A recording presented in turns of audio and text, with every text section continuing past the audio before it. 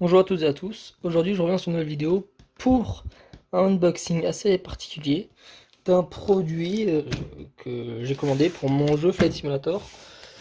Donc le colis est grand, si vous comparez par rapport à la taille de ma main, c'est un assez grand colis. La boîte sera de la même taille quand vous commanderez justement la suite ou le produit tout seul. Donc je l'ai déjà unboxé, j'ai déjà fait le test pendant une semaine, j'ai fait des réglages dessus, j'ai fait ce qu'il fallait parce que il y en avait besoin. Oui, donc du coup, comme vous pouvez le voir ici, je pense que vous reconnaissez. De toute façon, on l'aurez vu dans le titre de la vidéo. C'est pas si compliqué. Donc on le retourne et on va le lever. Attendez.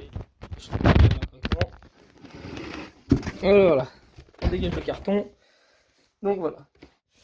Ah, voilà, le bijou que je vais vous présenter. Donc Flossmasters, Airbus Edition. Une belle photo pour vraiment faire envie. C'est ce qui m'a fait envie. Voilà, donc moi je me suis acheté le quadrant et le joystick. Donc il faut savoir que si vous achetez les add-ons, vous aurez la même boîte, sauf que vous aurez juste une photo justement du quadrant, mais vous aurez une photo transparente, on va dire, plus les side sticks visibles comme ça. Et vous aurez la même taille pour que ça soit l'un ou l'autre. Ou peut-être pas le joystick, c'est peut-être plus petit pour le joystick, mais voilà, vous aurez la même boîte. Voilà. Donc vous pouvez mettre pour Airbus A380 par exemple deux quadrants, plus les add-ons ou la version normale.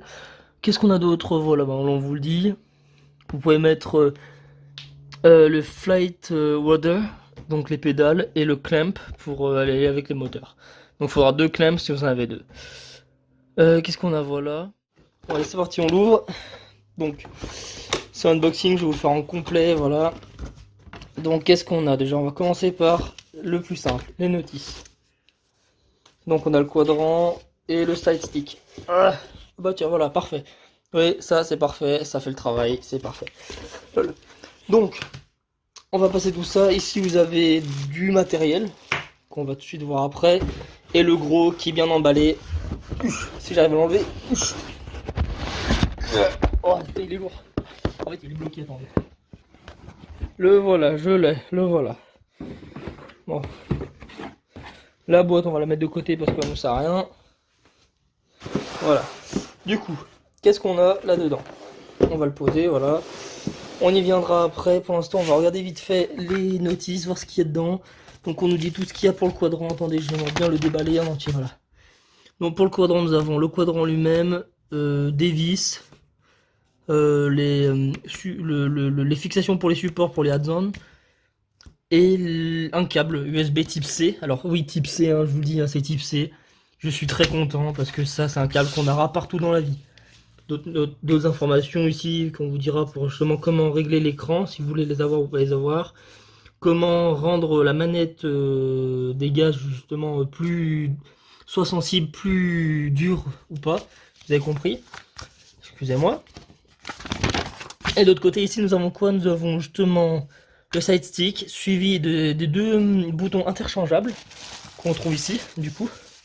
Donc bien sûr ils sont interchangeables de chaque côté ou on peut mettre les deux mêmes hein, si on veut.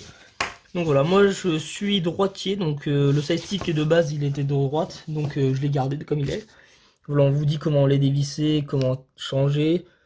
Ah oui, alors bien sûr vous avez le petit bouton qui vous sert soit pour avoir la rotation sur les côtés, soit ne pas l'avoir comme vous avez ici, que je garde et que j'utilise parce que c'est très utile. On a fait le tour autour des manuels, venons maintenant à la deuxième partie. Du coup vos boutons ils seront là-dedans, je vais pas les déballer mais vous en avez deux, un de chaque côté, voilà. Ça c'est fait. Ensuite, qu'est-ce qu'on a dans le petit sac? Alors déjà, voilà, vous aurez des petits post-it. Donc moi j'ai déjà positionné les miens. Donc il y a le post-it des moteurs. Voilà, alors je sais pas pourquoi ils en ont donné deux. Je pense que si on veut interchanger avec 4 moteurs ou si on a un problème avec l'un d'entre eux, ou voilà, je sais pas, c'est bien qu'ils en aient mis plusieurs. Nos vis, nos 4 vis avec notre clé Allen. J'imagine c'est une clé Allen. Plus des fixations. Voilà. Donc on a ça, et enfin, pour terminer, le fameux câble. Alors, ouais, parce qu'il y a une main pour filmer, c'est pas simple. Notre câble USB type C qui est directement relié en USB, qui est très très bien. Une longueur à peu près 1,20 m je pense, ou 1,30 m, j'ai regardé. Ce qui est pas mal. Parce que voilà, c'est bien. Après on peut le changer si on veut qu'il soit plus long. Et pour finir, enfin, le boss. Oui, alors j'ai tout remis, hein. J'ai remis comme je l'ai eu quand je l'ai acheté, quand il est arrivé, il était dans un sac plastique. Donc je vais vous l'enlever, je vais vous les mettre, voilà. Voilà. On prend la boîte et ça on le dégage, je le mettrai dans l'autre boîte par terre, voilà. Je reviens tout de suite, je range tout ce bordel qui est sur le côté, ça je vous les fais propre et on revient. Me revoilà à nouveau, donc voilà. Vous les avez en propre, donc le joystick, très maniable, très bonne prise en main, je l'aime beaucoup. Très très bien, je l'ai essayé, je vous l'ai dit, hein, c'est la troisième fois que je vous le dis, et vraiment j'ai rien à dire sur ce joystick. Très très bien, parfait, très bonne simulation pour le jeu. Ce qui est dommage, c'est qu'il n'y a pas le caoutchouc autour là. Ça aurait été vraiment trop génial d'avoir le fameux caoutchouc là qui recouvre ça. Mais après, on peut se le faire, je pense. Ça peut s'acheter ou se faire. 6 boutons de chaque côté, très très bien. Ils ont vraiment bien pensé à remettre des boutons de partout. Ça c'est bien. On a justement 2 boutons ici. Voilà, le bouton pour l'autopilote. Un petit joystick en plus sur le joystick. Un autre bouton ici. La main des gaz ici aussi, mais que je n'utilise pas forcément. Donc je la laisse en haut moi. Voilà, des boutons. Ensuite, le quadrant. Alors, lui, le quadrant, j'étais très surpris de sa taille. C'est vrai qu'il est grand quand même. Mais avec une semaine de test, j'ai remarqué des soucis au niveau du jeu. Au niveau, par exemple, de la vitesse à laquelle, je vais vous montrer dans une autre vidéo. Par exemple, vous voyez le climb, le climb, idle. Alors dans le vrai simulateur, hein, dans le jeu, dans un vrai avion, ça fait pas ces distances, hein, ça va jusqu'à là à peu près. Donc là, ça serait plutôt le climb et là, le idle. Et c'est pour ça, ça joue vraiment dans le jeu. Et je vais vous expliquer les paramètres que j'ai fait pour avoir une meilleure simulation. Mais sinon, à part ça, les boutons, les sons sont très bien.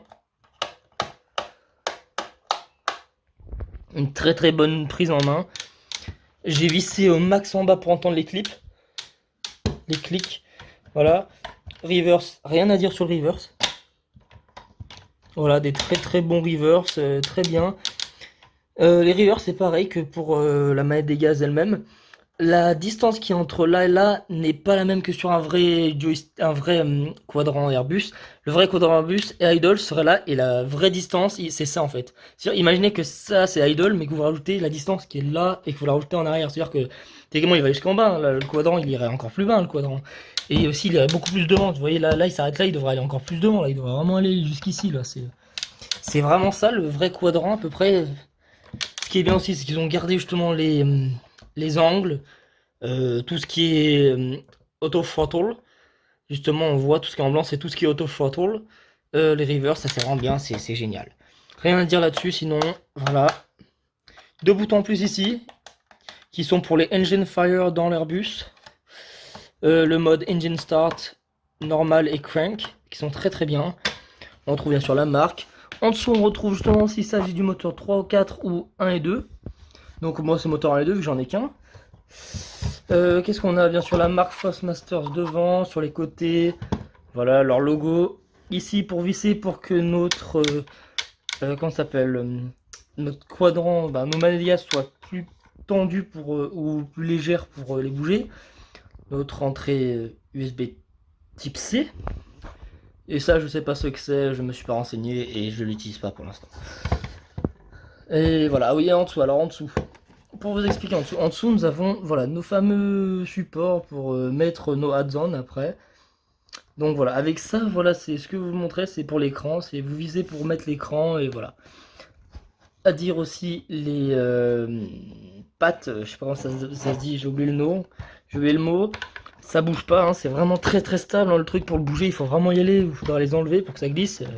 J'ai rien à dire là-dessus, on peut vraiment bouger sans problème. Le truc ne bougera pas, hein, il restera solide. Il va pas se barrer, il va pas partir n'importe où. Je suis très content. Un plastique de très haute qualité aussi, j'ai envie de dire. Plutôt bien, je suis très content. Voilà le câble avec. Donc le câble aussi, il fait une bonne longueur, c'est bien ça. Donc j'espère que cela vous aura plu. Bien sûr, dites-moi dans les commentaires si vous voulez savoir des choses en plus. Je vais faire une autre vidéo sur le comment régler son quadrant. Il y aura 2 manières de le régler pour moi. Une manière plus réaliste où justement je vous l'expliquerai. Le toga, il sera bien là, mais par exemple le climb, ça sera ce bouton. C'est-à-dire que vraiment on aura cette distance à faire pour arriver au climb. Donc voilà. Bon allez, je vous laisse. Merci d'avoir regardé. Et allez, à la prochaine vidéo.